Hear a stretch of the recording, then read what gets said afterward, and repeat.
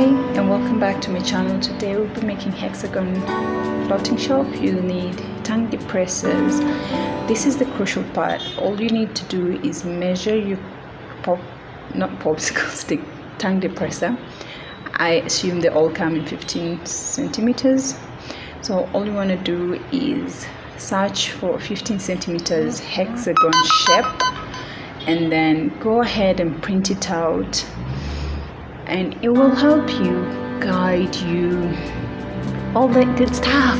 You need it, so don't skip this part, it's crucial.